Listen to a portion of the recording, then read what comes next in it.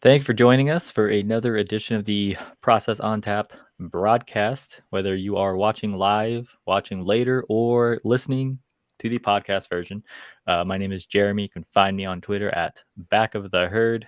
I am joined by Hansel. You can find him on Twitter at Uber Hansen. And Thomas, you can find him on Twitter at the Thomas DeLoss, and our podcast Twitter at Process on Tap. Uh, Gentlemen, how are we doing? Awesome. It's been a good day. Yeah. Got to watch some Bills football last weekend and have some drinks, so feeling good, ready for the next game. We're slowly getting into that like elite season, the fall season, the sweatshirt and jeans season where you can leave your windows open at night and it's good. Yeah. It's good. It's a good feeling. I love it. Maybe for you guys, where I live in the desert of Southern California, it's summer for like another 2 months. Yeah. Fall is just like summer light. So I don't get to experience that at all. It's still like still walk outside with the short sleeves, like, so not even for me. But I'm happy for you. I wish I had more seasons like you guys. So yeah. So about this Bills game, we spent all of last week talking about how many snaps we thought the starters would play. We spent the whole hour discussing it, and the quick answer was none of them. None of them are going to play anything. I told you. Much. I told you so. Maybe you could say you did. Maybe you could say Elam started. I mean, he's a potential starter. I mean, if you think James Cook is a potential starter, sure. But that's it. There's something. Of course, some rotational defensive ends who may not be starters, but not defensive ends, but defensive ends and tackles. Obviously, some of those backup guys got some starts, like we said, because of numbers. They were going to have to. But yeah, so none of the starters played. So let's just talk. Let's start off with the second team offense against a lot of the Colts starting defense. Would you say it was? Did they at least start off with all of their starters, or just most of them for the first? I think they had most. I don't think, but I could be wrong. DeForest Buckner was out there, but there were some starters out there for the defense for sure. Right.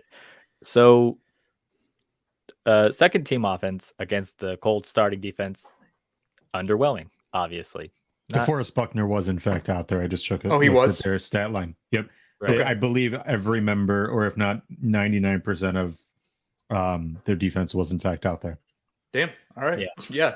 So a lot of them. And of course, like I said, the second string offense didn't look that great. I thought their first drive moved pretty well. It stalled at the goal line. And then after that, they just looked like a second team offense for the most part. So it's kind of hard to really be critical. I'll talk about some bright spots, and then I'll let you guys kind of go where you want. Khalil Shakur was a bright spot the entire game. He was a bright spot on that first drive. He had like the first reception. He was wide open at the sideline. He looked good. Moss, people who might think that Hansel and I are monster, I thought Moss looked good. His first two runs went for 9 yards total. And then he had a nice third run after what looked like running into his own blocker. I don't know if you guys, they showed the replay and it was like, no, he ran into his own guy. I was like, I don't know if he misread. That's all I saw. I didn't go back and look at it more, but he broke off a really nice run after that. And I thought he looked pretty good though. So him and Shakur, I thought looked good as far as that goes. What do you guys have? Hansel, you want to go first? Yeah, I mean, I think for that first grouping, right? I think that you're pretty spot on. Like Zach Moss looked good. I'm not going to say really good. He looked good, and Shakur looked good. And one big thing is this was the Bills' entire second string offense, especially offensive line against the Colts starting defensive line. So when you look at someone like Zach Moss running well in that scenario, he's running behind a significantly worse offensive line. Like Greg Van Roten was our center. Like he was playing center. He's like the fourth string center too. Yeah. I mean, it would be, it's probably between him and Mance for third, fourth. Like, Bates would be the center typically if Morris went down. So Are you they're pronouncing it rotten as a joke, or is that how it's really pronounced? I honestly don't know if it's Greg Van Roten or Roten. I thought it was rotten. Van Roten sounds correct, right? Yeah, I thought you were saying rotten because it was like he played like shit. No. Yeah, I mean, I guess like it's really hard to quantify how good these guys did because of the situation they were put in. Like I'm sure we'll get to him at some point, but Case Keenum, I'm not nearly as down on him as much as other people are, but the situation was definitely difficult for these guys. Mm-hmm. Yeah, it's one of those games that it's the only people that you can really assess are, guys like the wide receivers, guys like the cornerbacks, guys that are fighting for those edge positions. Because you kind of knew, like, Tim Settle played. Tim Settle's not fighting for a position. Tim Settle could very well be the starter with, back him and Daquan Jones back and forth. But if you look at most of the key positions that you wanted to look at, you got what you needed out of them.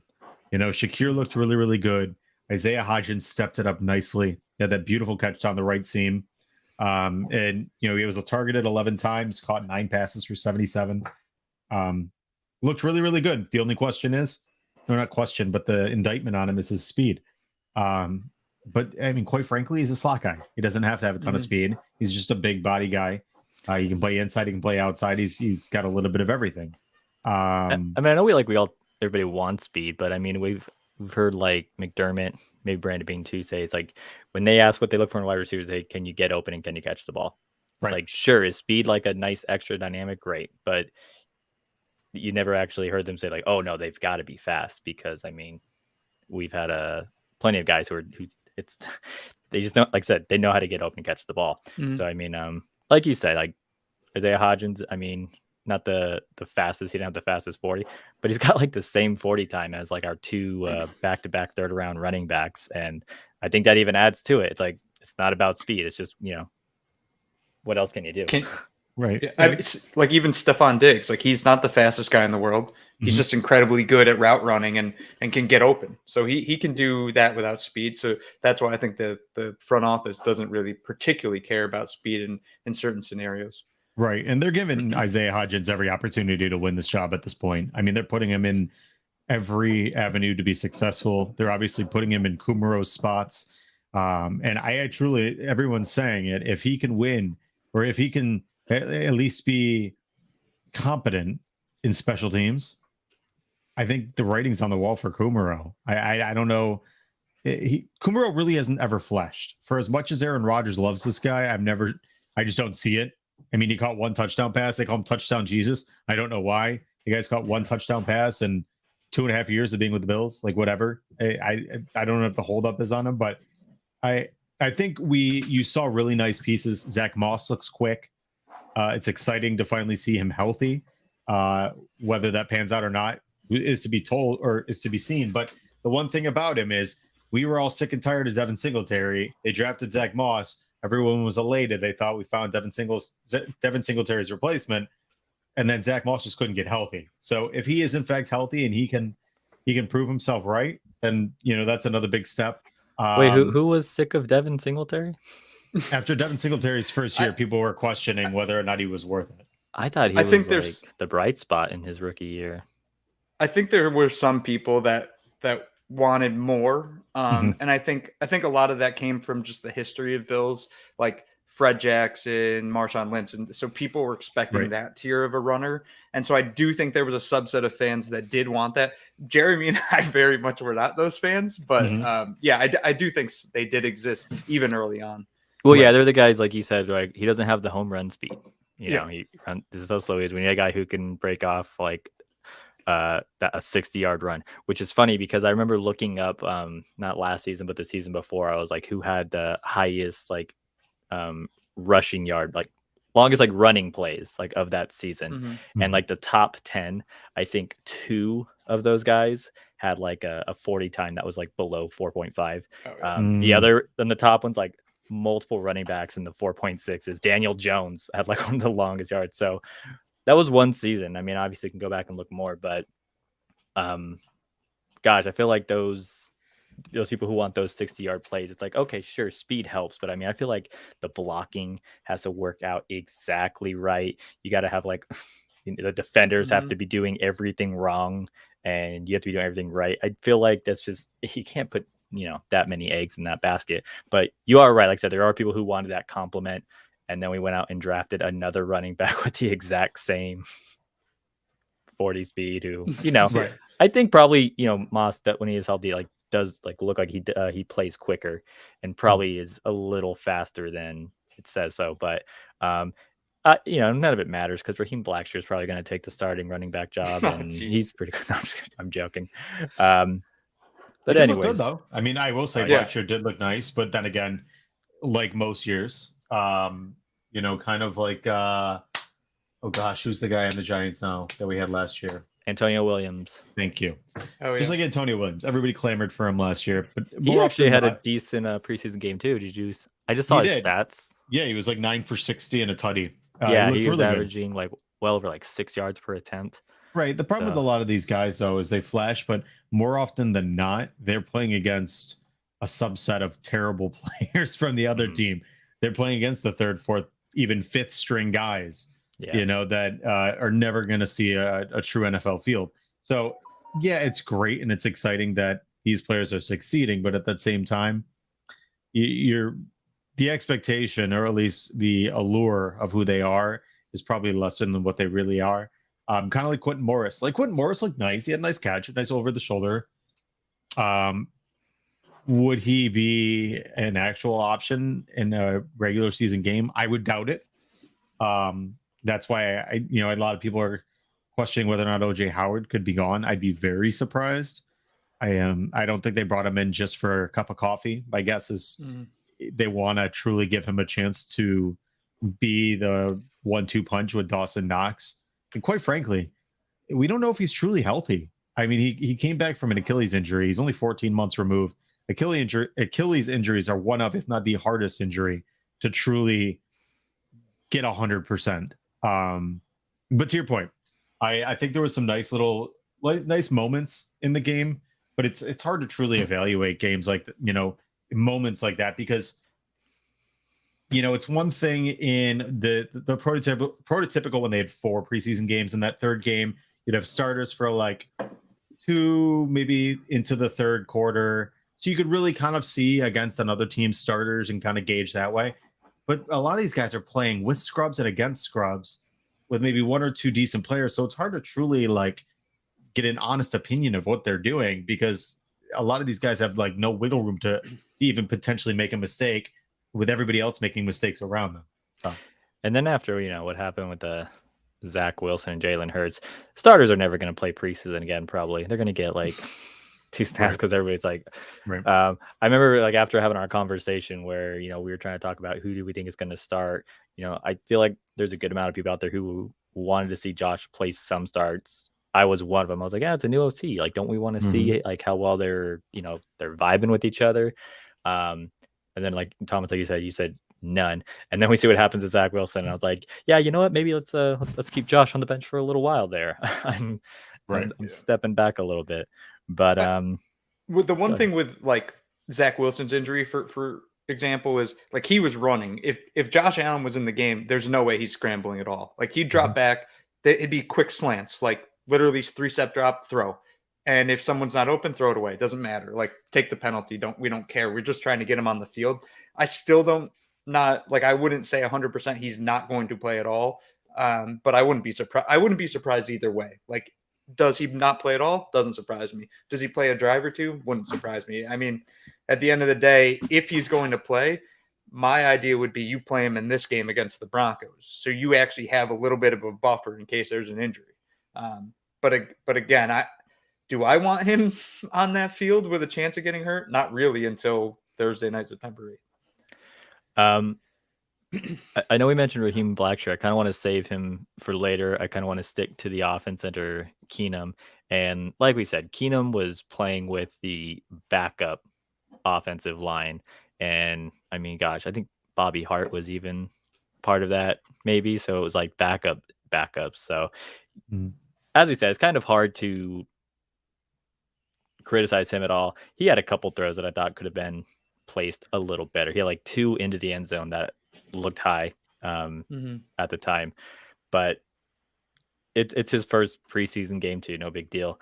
Hansel, you kind of made a comment about, maybe how some people are already maybe feeling about him after just one. Yeah, I saw some people, on the Twitters say, let's Matt Barkley's QB2. I adamantly disagree with that. Yes. Case Keenum is a professional quarterback. Like, he's a legitimate professional quarterback that has put up good numbers in the NFL, has started some games, like, the reason you have a backup quarterback is not in case your quarterback gets a season-ending injury. If Josh Allen's season ends, the season's over. Like that, there is no coming back from that. If Josh Allen's out for 4 games, the goal of the quarterback is to lead your team to 2 victories, or at a minimum 1.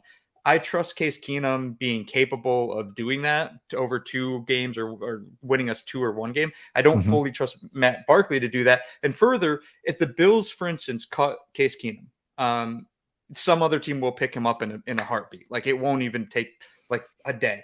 If we cut Matt Barkley, no one's touching Matt Barkley. He'll be on the Bills practice squad. Like, so you can keep both of them if Keenum is your 2. You cannot keep both of them if Barkley's your 2. So yeah, Keenum struggled. He wasn't great.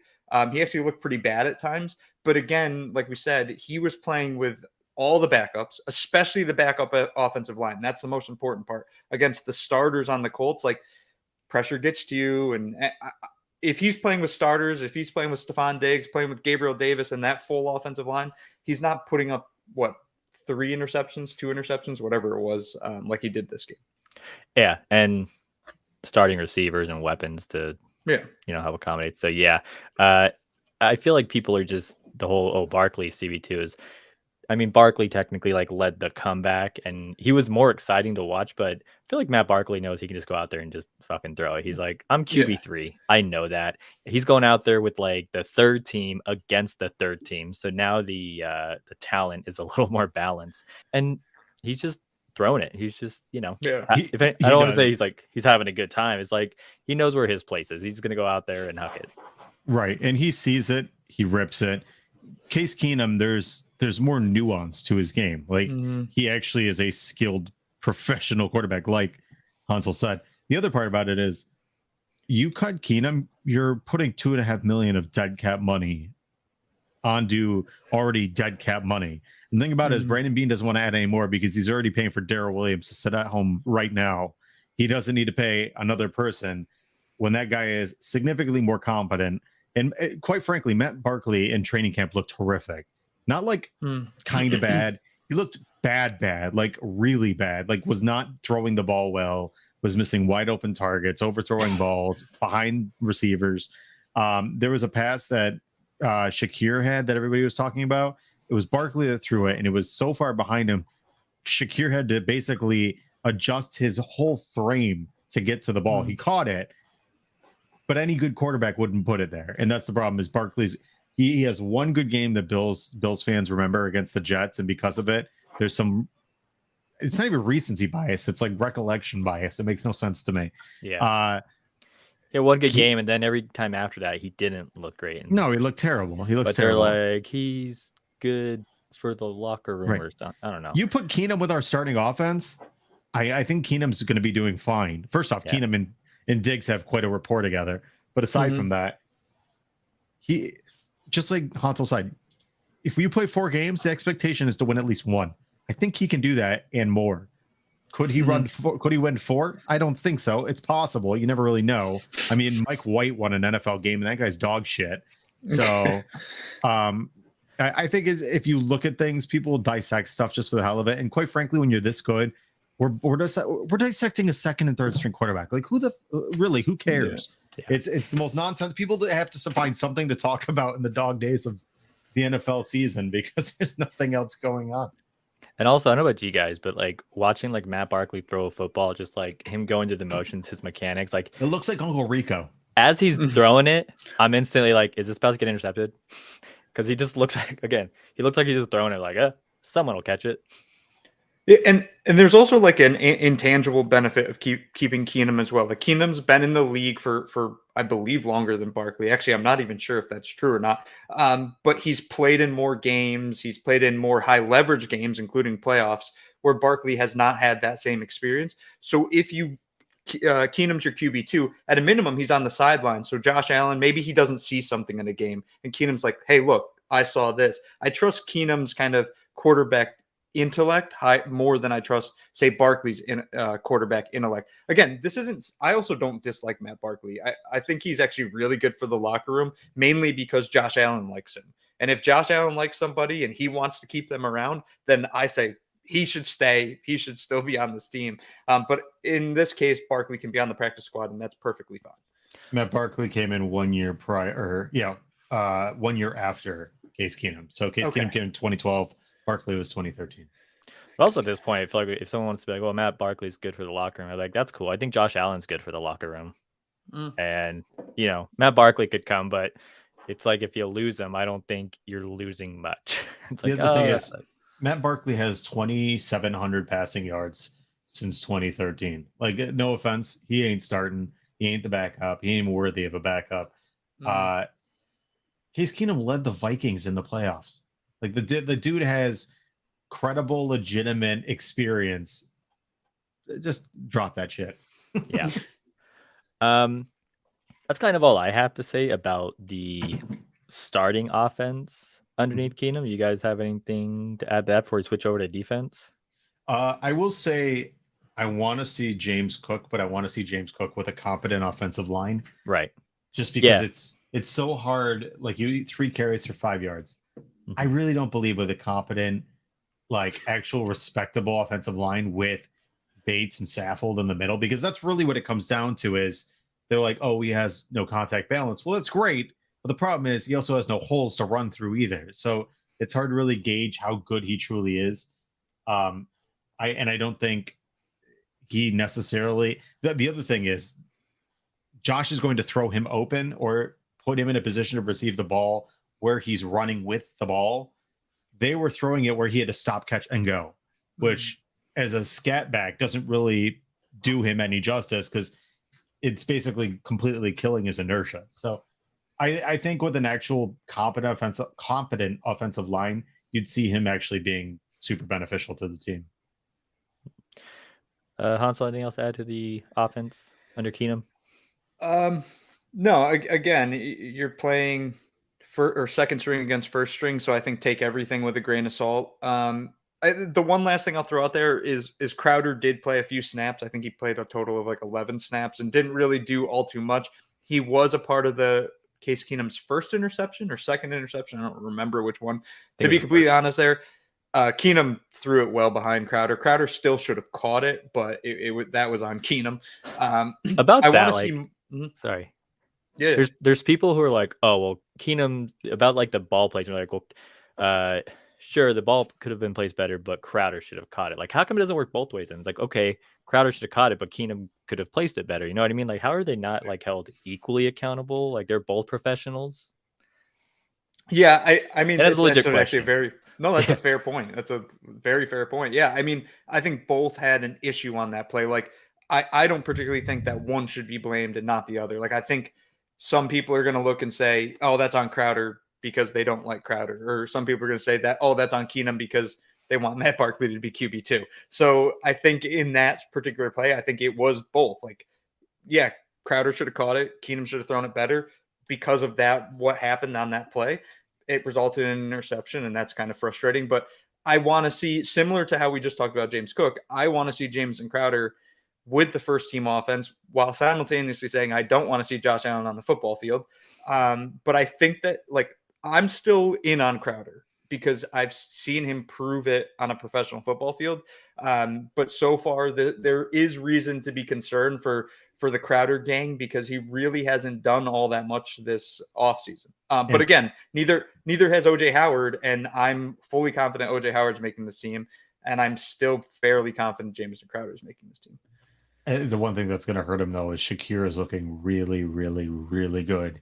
And I would be concerned if this continues through the next 2 preseason games, that it's entirely possible that Shakir could take up that second string slot receiver job over Crowder, just because, I mean, at the end of the day, availability is one of the best attributes in terms of Sean McDermott's eyes. But the other thing is, he does not want a guy that's going to cause turnovers. And so far, Shakir has proven he's got literally velvety hands.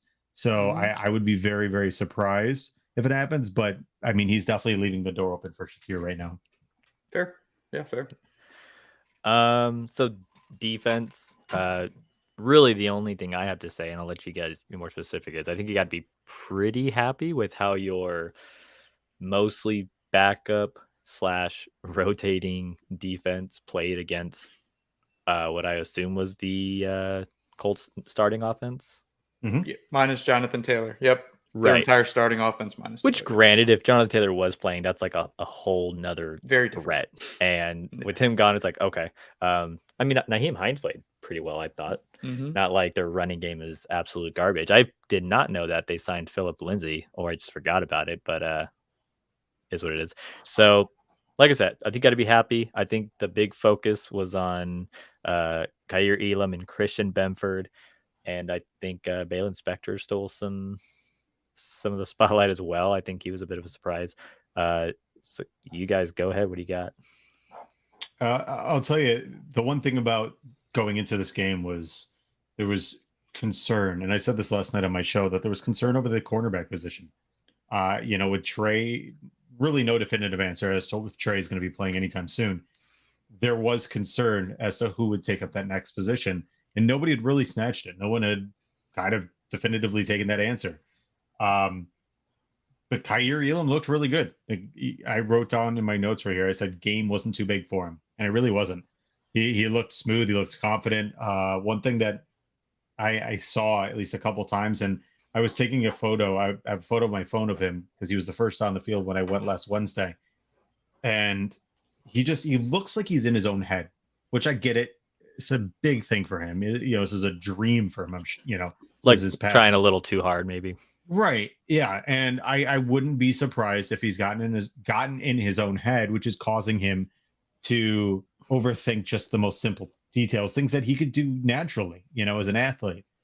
And when you saw him out there, it's almost like when you have those people that they know how to do it, but they can't show it. But once you put them in the actual act of it, it's just natural. It's like flowing water. He just looked very much the part. And the same thing can be said for Christian Benford.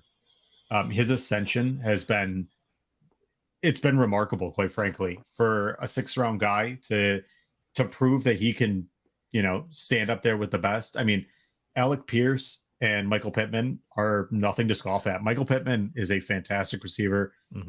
Alec Pierce is a speedster. And those two held him down. They did really, really well. They proved that they can be trusted. And that's the nice thing is now I think, again, like I said last night, it's a bit of an embarrassment of riches because you've got, once Trey gets back, then you got, Kaiir Elam, you got Dane Cook, or excuse me, Kaiir Elam, Dane Jackson. I put like 3 names together.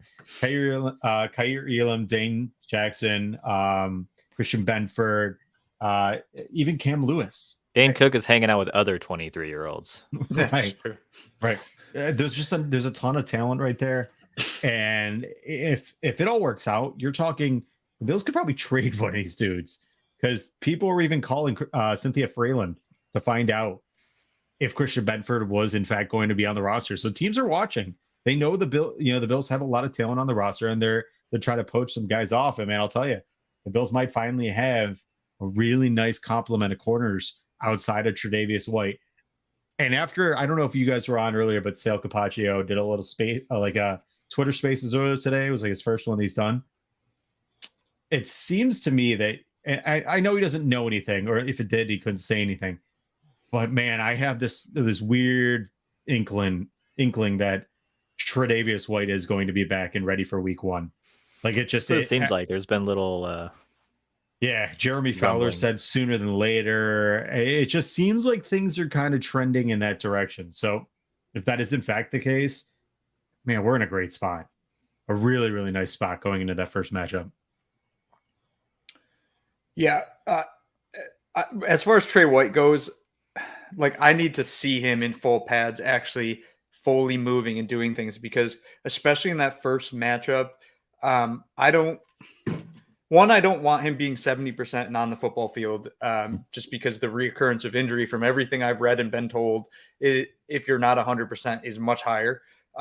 So I don't want him on the field for that reason. Number one. Number two is the team we're playing being the LA Rams with a Cooper Kupp and an Allen Robinson. That worries me just because of how good, like especially Cooper Kupp, for instance, how good he is in and out of his routes. Like they're going to stress that knee. Like the Rams are going to use that to their advantage. So if Trey's not 100%, either he better be on a pitch count that week one or not play at all. And I think that we can actually survive for a few weeks without White. So if he's again not 100%, I wouldn't want him on the field. The other good thing, like you had mentioned, is like Christian Benford and Kaiir Elam played against the number one essentially passing offense of the Colts. Matt Ryan was throwing the football. Nick Foles was throwing the football as well.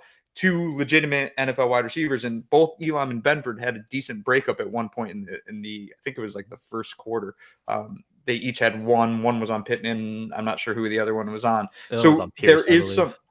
Oh, it's Pierce. So there is some more comfort level there because you couple those two guys and then you add in Dane Jackson and then you also have still Micah Hyde and Jordan Poyer. You can still put together a more than competent secondary without Trey White, like we saw, for instance, last year. Like, for instance, I think that Kaiir Elam will be an upgrade over Levi Wallace this year. For sure. That means if you play Kaiir Elam and you also play Dane Jackson, the Bills secondary this year is better than what we saw at the end of the season last year without Trey White. So I think there's some reason for optimism there, even if Trey White doesn't play. Again, if he does, that'd be wonderful. The other kind of thing I wanted to bring up from the first team defense, really the second team defense for the Bills, is the guy that stood out the most to me was Tim Settle. He was an absolute force. I honestly believe in my heart of hearts that Quentin Nelson might be top 5 player in the NFL. Like, he's that good. The guard for the Colts. Actually, I think his rookie season, he should have won Rookie of the Year. Instead, Saquon Barkley won Rookie of the Year. And again, Quentin Nelson's been All-Pro his first 3 seasons, and last year he was All-Pro too. So, well, how many touchdowns did he have his rookie year, though? It's true. Actually, I was wondering if he might have had a touchdown. Oh, he had a rush his second year. So either way, I bring up. They gave him a rush in his second season. He did have a rush. Yeah, what? Yeah. I don't know how. Okay, but, I'm gonna have to look that up. Just the video. I want to see it. The Tim Settle was at points manhandling Quentin Nelson. He played 11 snaps. Did Greg Thompson post like that video? I think there was he posted one clip of him, 4-play video of him literally tossing Quentin Nelson. And if you played 11 snaps and on 4 of them you blew up an all-world player, I'm looking at Tim Settle now and I'm like, oh my goodness, we might have something special here. And that goes to a lot of the Commanders fans that I dealt with on Reddit, but came into the Bills subreddit this offseason and were like, we can't believe you guys got Tim Settle. He is freakishly good. He's just stuck on our depth chart and he can't get past it. And now to look at him actually play a football game against a super talented player, I'm like, Tim Settle is going to be a problem for other teams, especially in the pass rush. There's going to be packages where you can say Von Miller, Ed Oliver, Tim Settle, and Groot. The Bills aren't going to have to send an extra blitzer, and they're going to be just fine getting after the quarterback. Yeah, I wonder if they, like, when Quentin Nelson was going out there, they said, "Oh, don't worry, it's not their starting D line. You're good." And he's like, "Oh, okay." Right, and that's the other part about it is with Kaiir Elam playing press man, if you're able to get some type of pressure immediately, because that was the big thing, they just can't get pressure. If they can get pressure with just a 4-man front, Kaiir Elam, he's going to be able to break on a lot of balls. He's going to be able to get his hands in on a lot of passes because you're going to see quarterbacks having to make quick decisions, real quick passes, throwing it off platform, and just do things that they're not supposed to do and make decisions they're not supposed to do. Just like Hansel was saying, there is tons of room for optimism. And like you were saying, Hansel, I was watching him, and man, you see that 99, and all I could think of was back when like Marcel Darius had his rookie season. It was just disrupting offensive lines, causing havoc. It's exciting. It's exciting to finally have two guys, because that was another big weakness last year, was our middle. I mean, outside of Ed Oliver, was the middle of our defensive line. Butler was terrible, and in fact, he just got released. And then Out of Star Latulo, respect, because he's a veteran and they want to give him a chance to catch on with other people. Right? right. And then Star Latulo, they couldn't even stay healthy. And the guy, even when he was out there, it didn't seem like he was what he was at one point. So now that you got guys that are going to wreak havoc, sky's the limit. Yeah. And I mentioned Balin Spector, and it's kind of like the same as the Matt Barkley case Keenum. I've seen two different people on Bills Facebook, if you want to call it. One of them said that Balin Spector has put Tremaine Edmonds on notice, and somebody else said that Tremaine Edmonds is going to have Balin Spector, or he's going to be looking over his shoulder by week 4 at Balin Spector. I saw that too. Yeah. Which, I mean, that'd be amazing. Both posts had like over 200 comments on them, and I checked one of the first handful. Like, what are you, dude? No, stop it, get help. So they look like they got checked pretty quickly, but I mean, anyway, like I said, he did play well. That was a big thing. I'll tell you, Hansel said that from the get-go when we went over the draft right afterwards, the immediate reaction. That was a big thing that Hansel said, was that Balin Spector is known for his just ability to read plays, reaction time. He's a really good athlete. And not only that, he also ragdolled Quentin Nelson, which is ridiculous considering Quentin Nelson's like 300 some odd pounds and Balin Spector's like 240. So that's just asinine in and of itself. But Balin Spector, you were seeing him diagnose plays immediately. And if in fact he can step in, and you've got a mix of Tyrell Dodson, Balin Spector, Terrell Bernard. You have 3 guys that potentially could be competent to take over for Tremaine Edmonds, because, not to sound like it's crazy, but there are decisions that are going to have to be made after the season. And he's one of them with that big contract that's looming. So one would hope. Let's hope that Balin Spector can step up and potentially take his job, even as a 7th round pick. Be amazing. I will say, so I've been high on Balin Spector since the draft, just because the very minute amount of film I watched on him, his instincts were they were very noticeable on film, I'll say. And to watch him play and yet again be competent against this Colts basically first team, that kind of reinforced my confidence in him. My biggest problem, though, is I don't see how he makes the roster. It's going to be really hard to sneak him onto the roster, because the Bills would essentially have to have 6 linebackers. Like, for instance, Matt Milano, Tremaine Edmonds, locks. They're not going anywhere. Terrell Bernard, lock. Tyler Matakevich, to me, lock. And so that means it's between Balin Spector and Tyrell Dodson. I don't really see the Bills moving on from Tyrell Dodson. I don't really see the point in doing so, because they've seen Dodson play in games and actually at times look pretty good on a football field. They haven't seen Balin Spector do that in the regular season.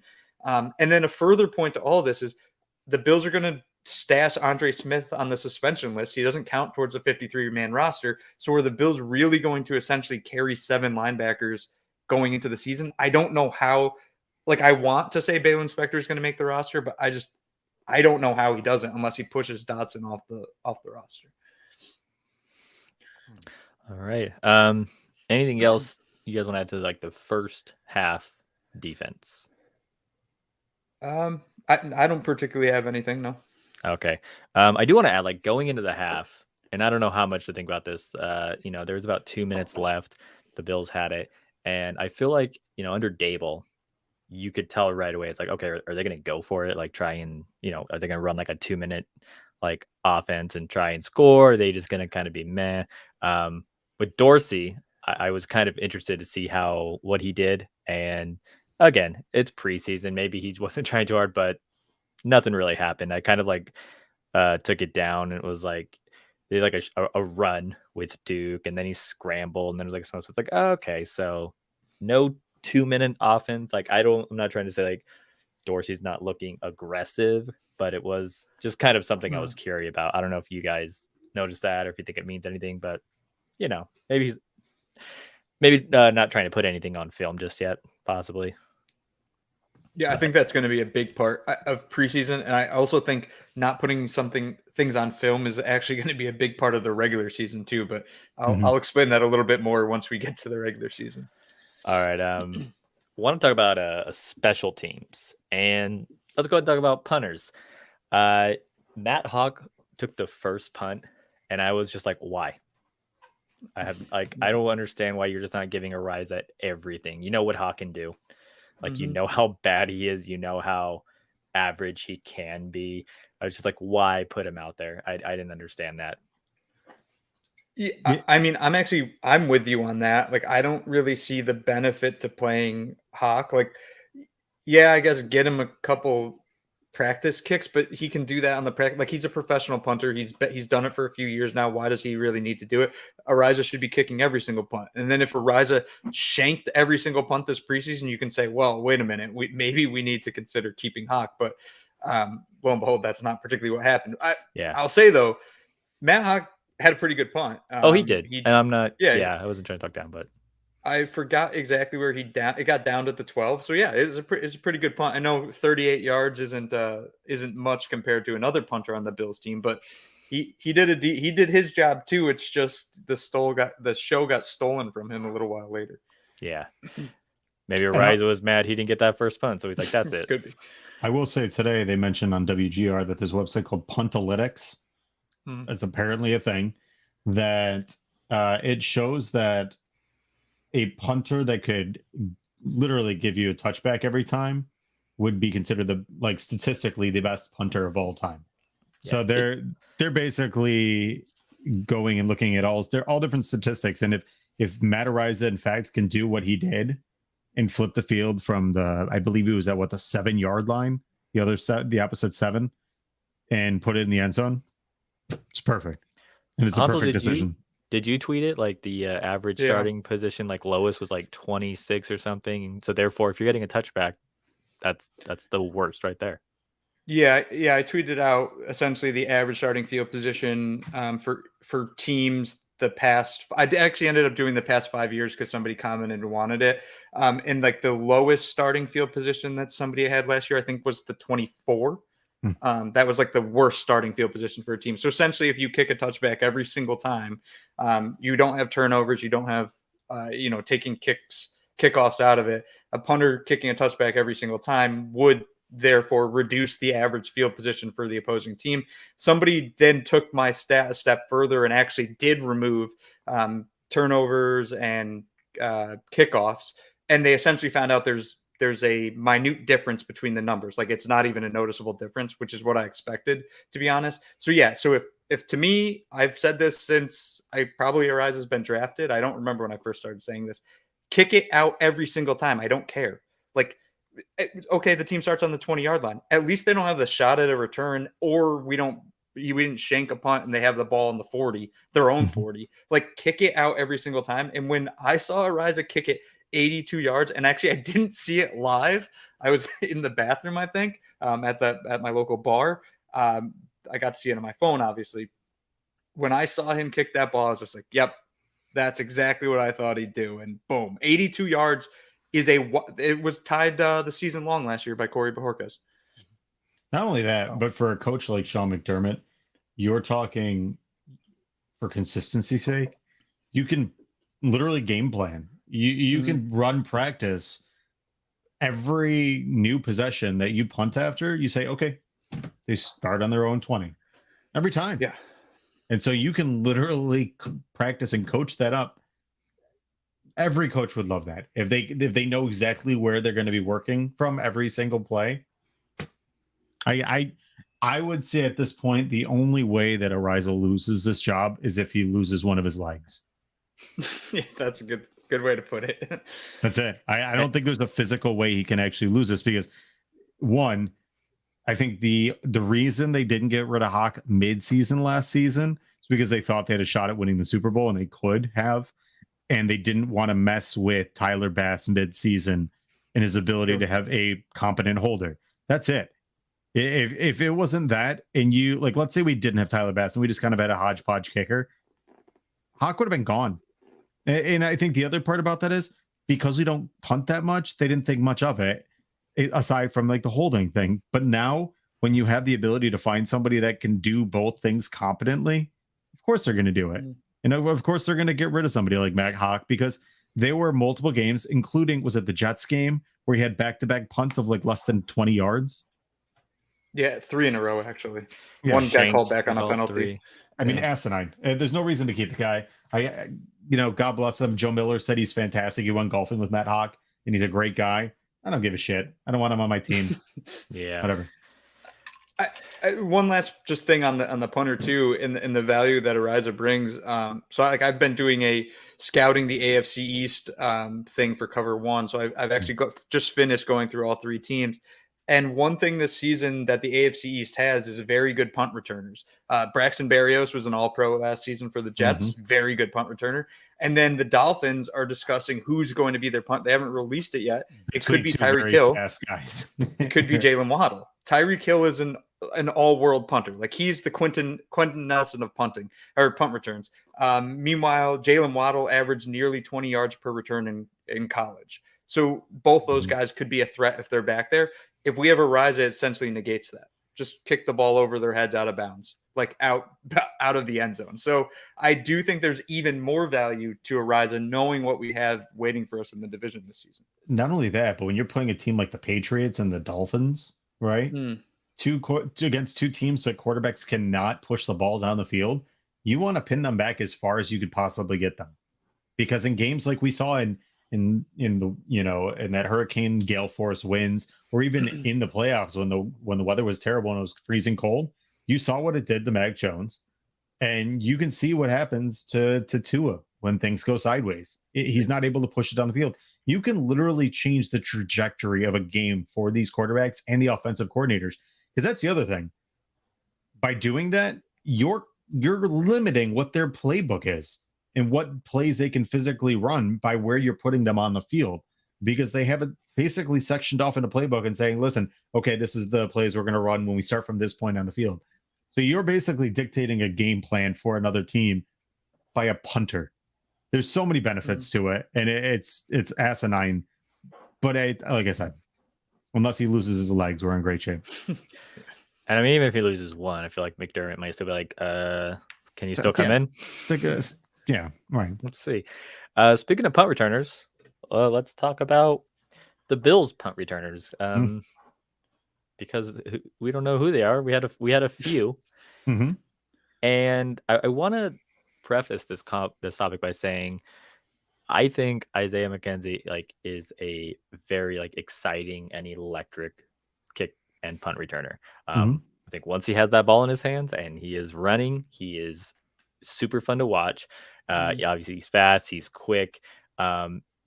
I love how dynamic he can be. He can be running one way, and all of a sudden I feel like if he sees a lane this way, he's like, nope, going this way now, and he can just be all over the place. So I think he is super exciting. That being said, well, no, not that being said. With that being said, it's really hard to watch other people do it who aren't as good. And man, these people suck. They're not as good. Not suck, but it's just nah.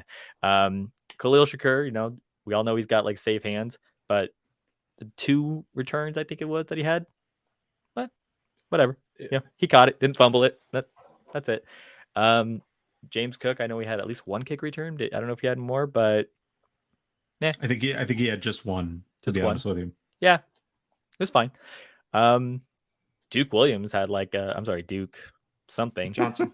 The Duke Johnson had a 50-yard. Yeah, he had a 50-yard return, which is great. And then I think his other return he did wasn't that bad either.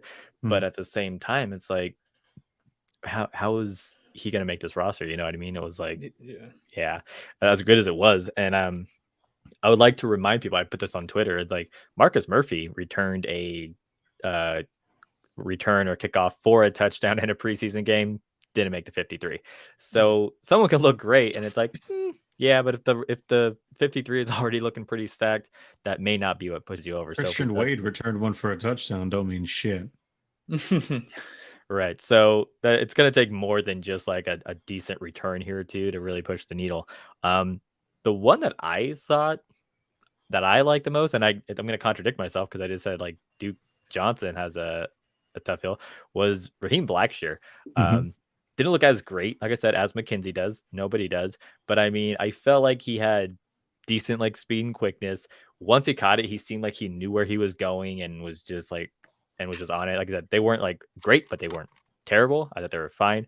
So like I said, just like as far as that goes, I thought he looked pretty well. But again, a running back, if you're not the top 3 and then that special teamer, I don't think he's going to take Taiwan Jones' job this season. Unless they like just fast tracked him the next 2 weeks and after this game. But I thought he looked the best. What did you guys think about the returning game? I mean, obviously nobody. The only one that really set himself apart was Duke Johnson, and the only reason the only way Duke Johnson makes the roster is if they trade Zach Moss. I mean, I think that's the only the plausible situation. His only true track to getting into the roster, because they're not going to keep what would entail 6 running backs with Taiwan Jones, Reggie Gilliam, and Singletary, Moss, Johnson, and Cook. Like, they're just not going to do it. So that being said, even as good as he looked, they're going to have to do some serious finagling of the roster or trade somebody. Outside of that, I think James Cook makes the most sense, because you eliminate a role by keeping another player and having another running back doing the same thing. I mean, it makes the most sense long term, because James Cook's going to be here for a couple of years. He's in contract. He's fast. He's obviously got some learning to do, but he's got the ability to break them loose. You've seen it not only in college. It makes the most sense to me. I don't think Isaiah McKenzie, as much as I agree with you, Jeremy. I think he's the best option. I think he's phenomenal when he gets back there. I think the concern with his hands is definitely real, but I just don't think now that he's cemented himself, I think, as the starting slot receiver, I don't think they're going to put him in harm's way.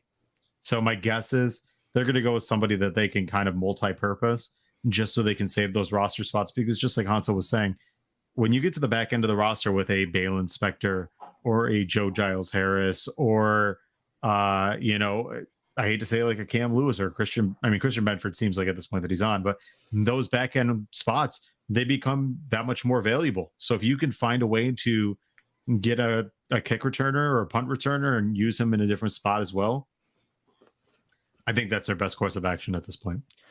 And I want to say, Hansel, before you take over, I mean, if you say, hey, James Cook is returning kicks, and let's just say Khalil Shakir, it's like, hey, go out there to clean field, don't try and do anything great. Almost like the Micah Hyde, just go out there, catch the ball, don't fumble it. If that's the case, all right. But that kind of like opens up another wide receiver spot for possibly, who you thought, because we've had like a wide receiver, like a returner being a wide receiver taking up like that potentially 6th spot. So that kind of opens that up to maybe like getting Hodgins on if he continues looking good, because those return duties have kind of been spread out elsewhere. But just a thought. Hansel, what do you think? Yeah, I think the way it's going to end up shaking out, at least to start the season, is James Cook at kick return and Khalil Shakir at punt return. I am fully on the bandwagon, and I refuse to get off it. Although I would like to get off it, that Micah Hyde will be returning punts at some point this season. My main reason for that is, yet again, I trust nobody back there to field the football. I know Shakir didn't fumble one, but until he's done it consistently over and over again, I'm not going to trust him. I do think McKenzie is the best returner on the team, and I think he's in that kind of elite status of a Jalen Waddle and Tyreek Hill when he does field the ball properly. In fact, he got all pro votes last year, even though he stopped returning the ball halfway through the season. It's just his hands. I don't trust his hands at this point in those roles. So Cook at kick return, perfectly fine with that. We don't need to break a giant kick return, and he could. And then Shakir, if his hands are truly as good as they look, then fine, I'll put him back there. The one thing I will say, though, about Micah Hyde returning punts, because the backlash I get all the time for it is you're putting him in unnecessary harm's way. Like, he's going to get hurt. I completely disagree with that. I don't think you're necessarily putting him in harm's way. You could tell him fair catch it every single time, and then he's really not in harm's way unless he fumbles the ball, which he will not do. Meanwhile, though, people always ignore the fact that Jordan Poyer plays special teams. He plays a third of the special team snaps every year. In fact, over the past 3 years, he's played over 130 special team snaps on coverage and coverage is much more dangerous than punt return. So it's not like putting Hyde back there for, the 4 or 5 punts a game and saying fair catch the ball is really going to put him in that harm's way.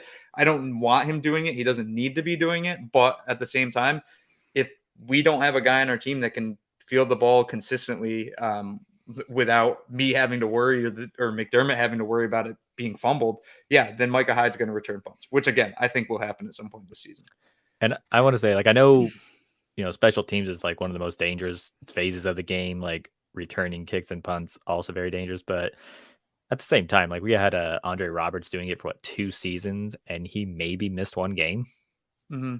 So sure, it can be dangerous, but the thing about it is Andre Roberts was not.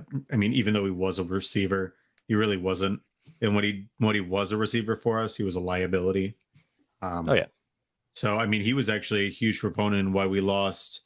What game was it? We started off the game and just everything went sideways on us. The Titans. Yes. Where he dropped the ball. Yeah. The ball went off his hands and then intercepted. And so actually, Jeremy's point though is very. I'm kind of starting to use that more and more when I have roster debates. That the fact that if people want to say special teams is more dangerous, because it literally is, the most injuries occur, I believe, at the highest rate on kickoff.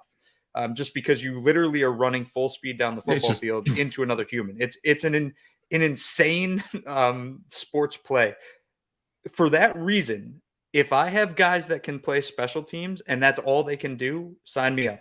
I'll take them. That's why I'm team Taiwan Jones. I'm team Tyler Matakevich, and I'm team Jake Kumaro, because those guys have proven that they can play that position, and it takes a unique mindset to do so. Not everyone is just plug and play on those special teams, because you're literally telling them to use your body as a missile to go essentially kill somebody. So when people say it is the most dangerous kind of play in the game, they're 100% right. And at the same time, I want guys that are capable of doing it. And the Bills have 3 very talented guys at doing it that people are questioning whether or not they should make the roster. All right. I mentioned, I really just got 2 more things to mention. One of them was a random thing. I was thinking this was going to be my my what the fuck for the game. And that was Tanner Gentry getting a catch for 7 or 8 yards and then popping up and doing his first down marker when short of the line. Right away, I was like, I don't think he made that, and he was a yard short. And it wasn't a short yard; it was a yard. I was like, no, dude, not even. I just thought that was a funny thing to put down. Which is the first time we've heard Tanner Gentry's name in a game since he's been on. So many people like to be he was on in college with Josh. Okay, I don't care. First time you hear it, and it's great. He pops up. He's first down. The ref's no, it isn't. So that was kind of funny. And the last thing, like I said, I'm not going to delve too much in the second half because it was third string versus third string. Who cares? But Blackshear, like I said, I kind of liked him the most. Chris Janke is here. Welcome. I think we're almost done. But Blackshear, I liked the most in the return game. I thought he looked good as a receiver, a receiving back. I know he had 2 touchdowns, but short yardage and his other runs, I don't really think he produced a whole lot. But again, who knows? But as a receiver, he was very exciting to watch in that third half. So that's my final hit of the game. Do you guys have any random stuff to throw out there?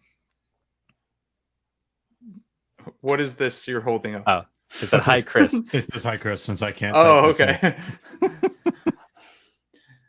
I guess I'll go first. So I guess 2 things to kind of jump off. One, where Jeremy kind of ended there with Raheem Blackshear. So I've said since the Bills kind of picked him up as the undrafted free agent, his only path to the team this season is kick return, punt return. He would have to steal return duties. I don't think he's making the team because I don't think he's going to steal those duties. The hope for the Bills is they can stash him on practice squad. And I actually don't really see a reason why they wouldn't be able to. No one, I don't really see anyone putting in a waiver claim for Raheem Blackshear. So the Bills might have him for this offseason and then try to develop him into a more complete back. And then next season, maybe he sneaks onto the roster as the Bills 3 or even the 2 behind Cook. So that's one with Blackshear. Number 2, with Hodgins. So I knew that this debate was coming this offseason. I just was dreading every single second of it. So Hodgins, I actually missed this entire second half live because my local TV network just decided to not show the game. So that was wonderful. But I did see the Hodgins plays. I did see his stat line, and all of that's wonderful and great. Again, he was playing against what should be scrubs essentially, so he should have put up those numbers. He did well. He had that one like diving catch, which was beautiful. But at the same time, with Hodgins, if he cannot play special teams, and he did play special teams snaps this game, and he did not play well. If he cannot play special teams well, there's no reason that I would expect him to be on this roster. And the main reason I say that, over the past 2 years, the entirety of the past 2 seasons, a wide receiver that is 6th on the Bills depth chart, 6, 7, 8, 9, 10, wherever you want, 6 or lower, has only been targeted 12 times on the offense. There's essentially no benefit of keeping Hodgins on the team because he would just be healthy scratch every single week. You're using him as a injury buffer essentially. And to be completely honest, if say Stephon Diggs went down, I don't want Isaiah Hodgins and Gabriel Davis being my 2 outside receivers. Like the Bills have to go get somebody else. So for me, well, why do you go to Hodgins now, and not like Shakir? Yeah, I would also put Shakir on the outside as well. But for me right now, I'm not backing off. The Kumaro should absolutely have that spot because again, wide receiver 6 is a special teams position. It's not a receiver position, and especially if the Bills intend to go more 12 personnel, that's even less opportunity for a receiver to get on the field. Again, my personal opinion on this, I'm also very focused on special teams, so that's my kind of unique stance on these situations. I agree. Yeah, you're right. Like, sorry, Thomas, but really quick, like people just want all the receivers on the team to be on the field and produce and catch, and sometimes they just got to remember, like, no, like we got to do special teams. That's what part of it is. Chris mentioned keeping Hodgins so nobody claims him. I mean, who knows? Yeah. Like, if maybe Brian Dable's like that gif of that guy behind the tree, just like, come on, release Hodgins, because that they're up there on the waiver wire. I think he would get claimed. I honestly believe Hodgins would get claimed, and somebody would take a waiver on him essentially and be like, maybe he is something, and maybe he is. So I do think that that's part of this conversation is he could be poached. But the Bills at the same time, they have to field the best 53-man roster this season, and if that means Hodgins gets poached, to me, that's an acceptable loss. Thomas, go ahead, man. I was just going to mention what Chris was saying.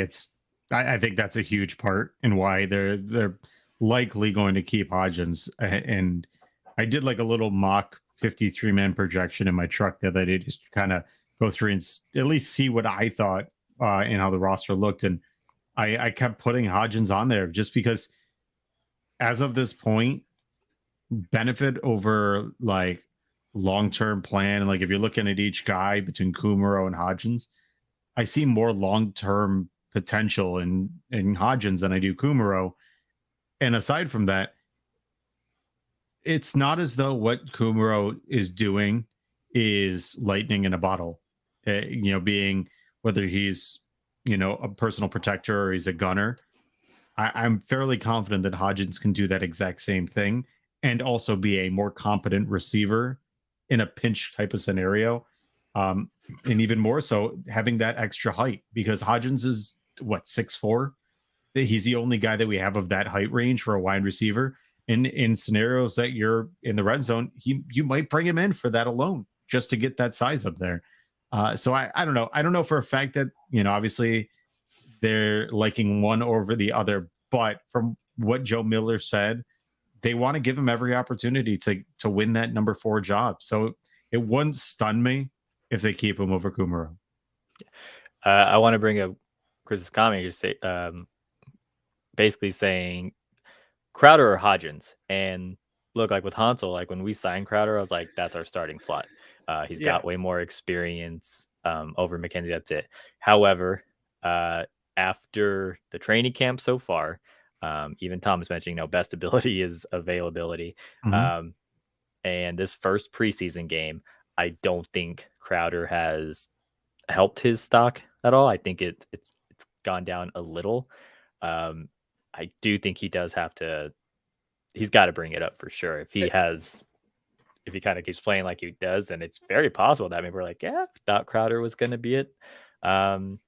Maybe not. Maybe we trade him to the Giants. I don't know. And I actually think Chris is kind of spot on. I think that the Hodgins debate should be more Hodgins or Crowder, um, not Hodgins or Kumaro, because then you're looking at kind of diversifying the Bills wide receiver core a little bit more, where they really have three slot receivers. I think Shakir can play outside as well, but I think he can also play that slot. So if you get rid of Crowder, you do have that backup for the outside receiver position kind of set.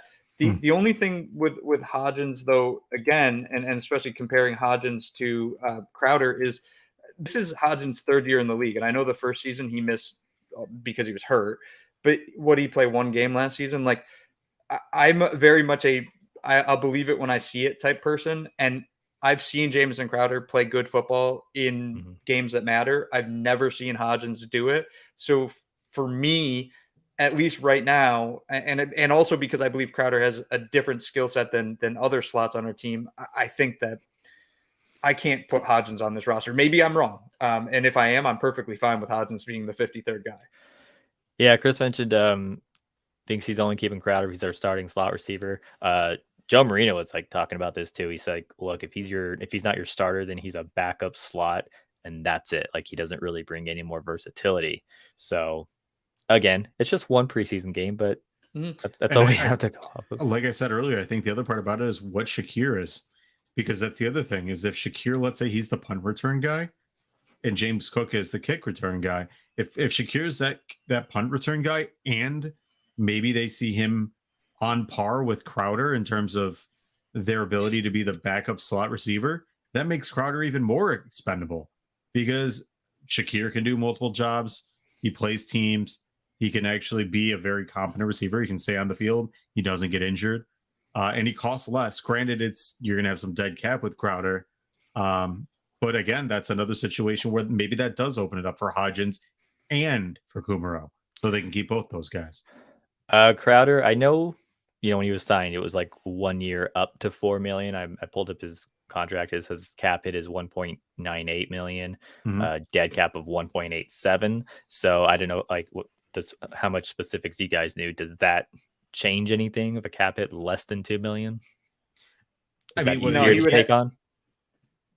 He'd have to be in the bottom. He'd have to be in the bottom. What is it? Only your top 51 contracts get counted.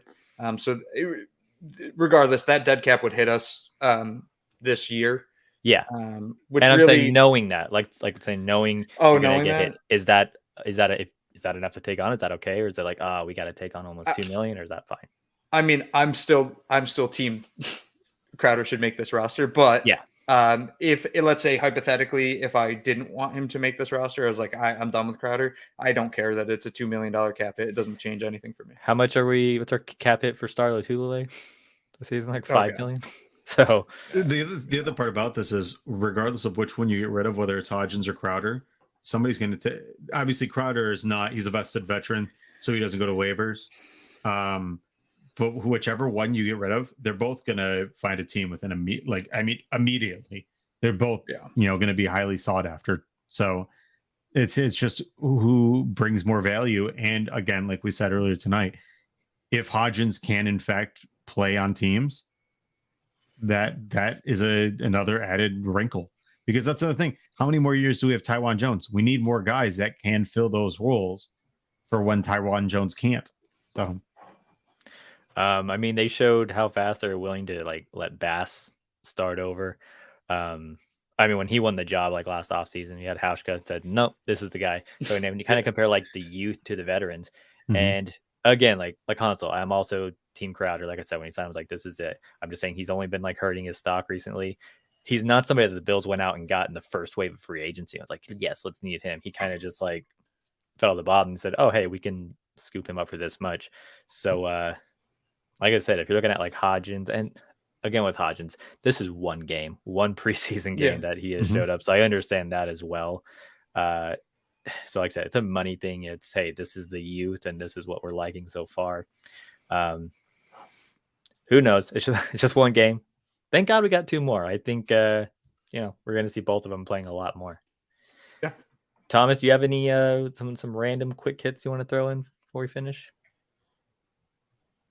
I don't think so, man. Yeah. Like I said, I don't really have anything. anything from the third. One thing we forgot to mention is Matt Araiza held on all the field goals, and Bass was 3 for 3. Even a winning field goal, Matt Araiza went out there and held for it.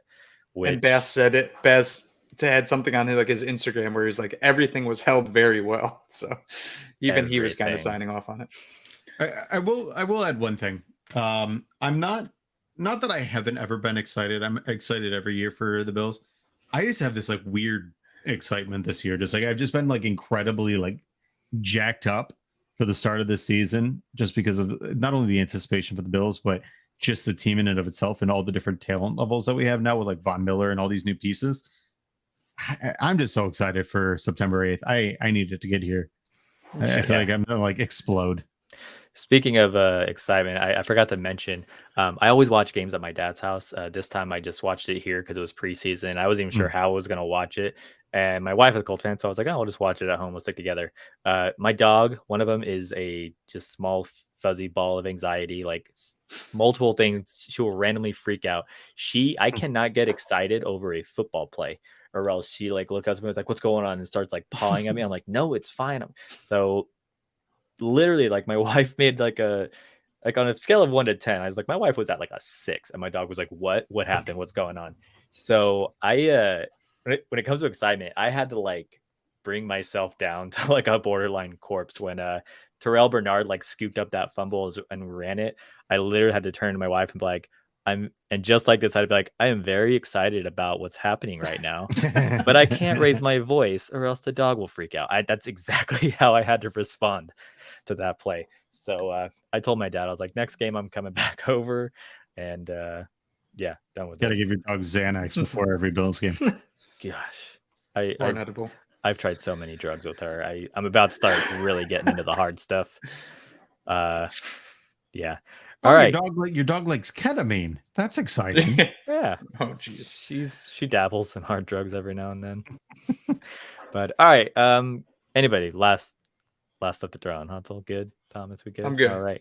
Nope. Well, there it is. I imagine next time we get together will just be for our reaction to the upcoming Broncos game. If you're listening and you're not following Thomas's Buffalo Late Night page, he's trying to get rid of 4 tickets that game, correct? That's right. Thank you. I can't get people to freaking. I'm giving away stuff. I can't get them to take it.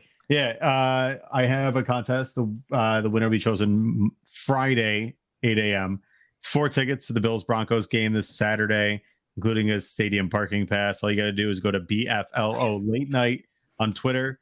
You'll see the pinned tweet right there. It gives all the instructions and whatnot. But yeah, trying to give tickets to that. All right, and like I said, you can Buffalo Late Night Monday nights, 9 p.m. Monday nights, 9:30 p.m. 9:30. And in 2 weeks, as Chris just mentioned it himself, cut down day. In 2 weeks, we're going to have Greg Thompson and a few other guys, and we're going to do one more final roster projection, the 29th for the 30th. The 30th is the 80 to 53 cut down day, so we'll do one more roster projection, just kind of looking into the abyss that is this endless cycle of insomnia and sanity and everything else in the middle. Yeah, I'm actually going to do a roster protection every day until cut down day. I hope you do. I'm going to post it. Post it on Facebook. But so yeah, that Buffalo Late Night Mondays 9:30. You can find Thomas on Twitter at the Thomas DeLas. Hansel on Twitter, very active lately with his Josh Allen and Tua Tagovailoa stat comparisons. Very fun with that. You can find Hansel on Twitter at Uber Hansen. My name is Jeremy. You can find me on Twitter at Back of the Herd. It's right in front of my face there. Full of sarcasm every day, mind you. What? I don't know what that is. And the podcast / broadcast Twitter at Process on Tap. So thank you so much for listening, and go Bills. Go Bills.